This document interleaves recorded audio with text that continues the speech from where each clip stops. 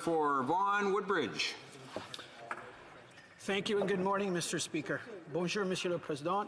Through you, Mr. Speaker, I wish to congratulate the member from Nipissing Témiscamingue for his election to the Speaker. Je suis très contente pour the member from... I'm very happy for the member of that riding. Wonderful job for everyone in this House. C'est un plaisir pour moi de prendre la... It's a pleasure for me to rise to speak today during the opening days of the 43rd session of Parliament. Monsieur le Président, je voudrais commencer... In response to the throne speech, I want to first start with a big thank you. ...in their faith and trust in me for a second term. The citizens of my riding humbled me with a strong vote of confidence in my ability to represent them, tripling the margin of victory and achieving over 50% of the votes cast that evening is a wonderful vote of confidence. I just wish to say thank you to them. The results, I believe, speak to a lot of hard work, Mr. Speaker, and with that, an unwavering commitment to my residents that I always will represent them to the best of my capacity and will always be their strong voice in Ottawa. Whether it is visiting residents at their homes to listen to their concerns and issues, to always being available to my wonderful seniors who I love dearly, to ensuring that the opinion of the dynamic, entrepreneurial, and very successful business community that is located in my riding, and which over the last 5 years has created over 60,000 new full-time jobs in the city of Vaughan is always heard. To my team of volunteers, those individuals who canvassed, put up signs, sent positive vibes, made the phone calls that count, you were an inspiration to me. A gracious thank you. Merci beaucoup. Grazie mille. To my wife Rose and my children Natalia and Eliana who are watching today, Daddy loves you so much, and I thank you all every day for your patience, much patience, and love while I do this remarkable job here in Ottawa.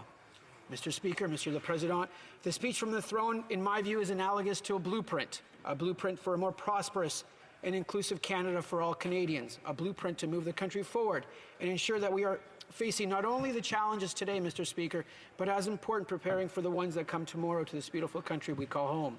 As an MP, we have many duties or personal responsibilities to fulfill, and I believe the most important responsibility we have as a member of Parliament is to advocate for policies to provide Canadians what I call the equality of opportunity. Let me elaborate, Monsieur le Président.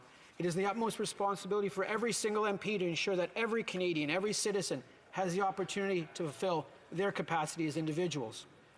But, Mr. le Président, that can only be achieved through one thing only.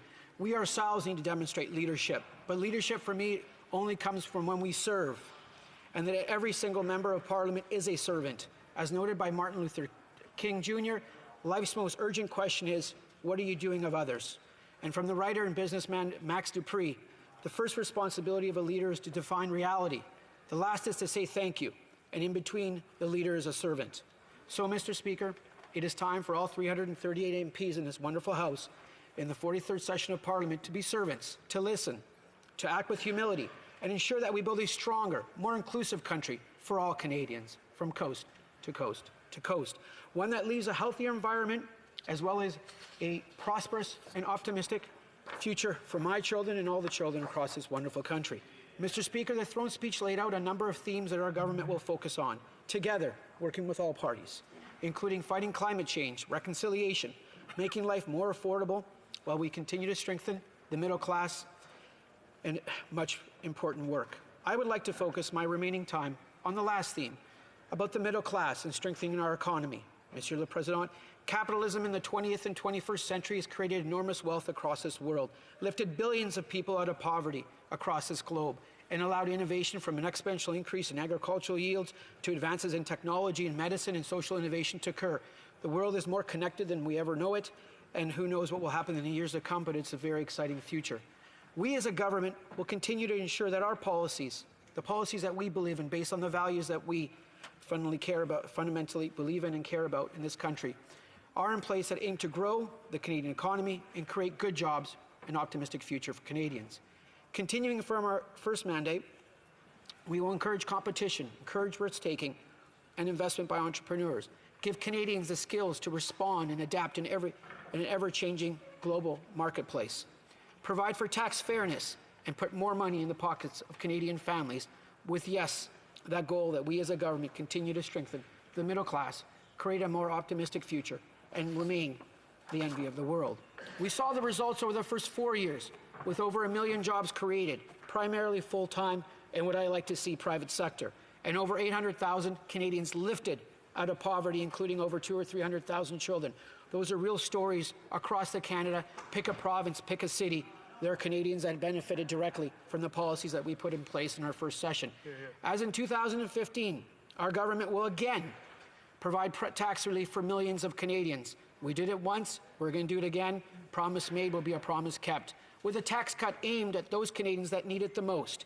All Canadians that earn income, whether it is income earning at work, pension income, or even investment income, will see a rise in the basic personal exemption amount. And this is something that I argued to be put in our platform, and I'm great to see it there.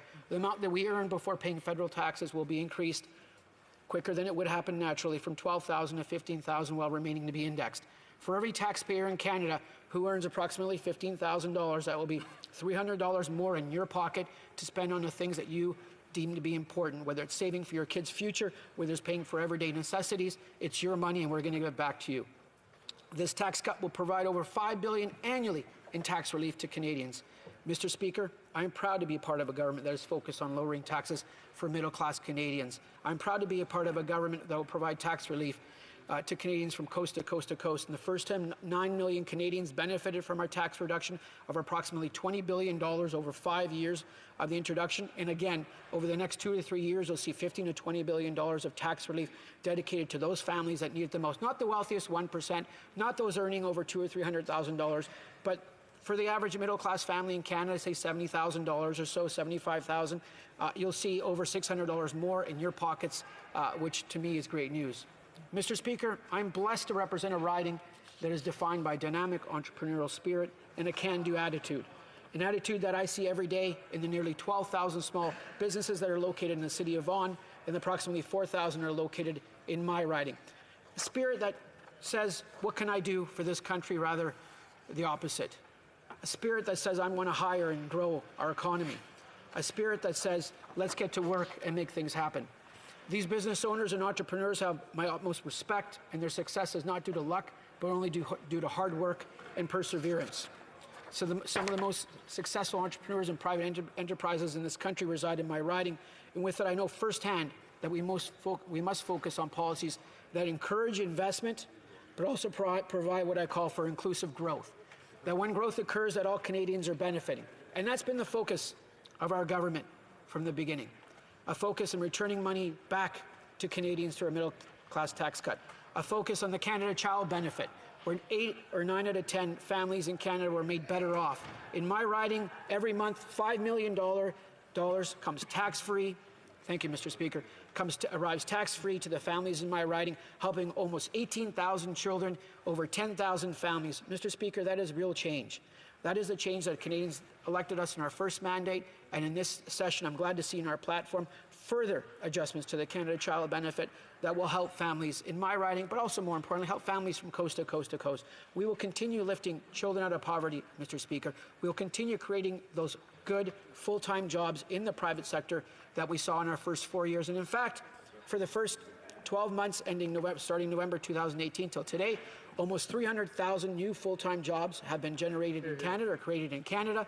We still have one of the lowest unemployment rates across the world, depending on how you want to use measurements. But if you compare apples to apples, we are amongst the lowest, Mr. Speaker.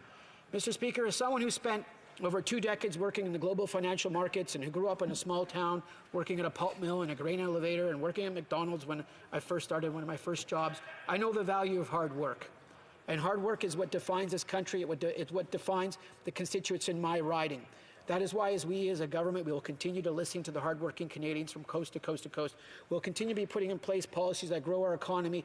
Yes, I see some of my colleagues from the opposition parties who reside in that beautiful province of Alberta, and I attend it, and we'll make sure that TMX pipeline gets built, and it is being built, and we'll bring our resources to new markets and make sure we're capturing that full price and lower that differential between oil prices that's hampered the economy of Alberta for the last several years. We need to make sure we get full price for our products and our resources. I want to end off this note that I look forward to working with all my colleagues from all parties in this 43rd session of Parliament. One of my hallmarks for the first session was to reach out to individuals from our parties, become friends with them, get to know them, and just say hi. And I think if many of us do that in this House, we'll see a much more congenial place, a much more nicer attitude, and I see some smiles across the aisle. So with that, I look forward to questions and comments. I'd like to say good morning, bonjour à tous. I'd especially like to say a special morning to my kids, and there's some reasons behind that. Daddy loves you, and we'll see you soon enough, and be strong. Thank you, Mr. Speaker. Thank you.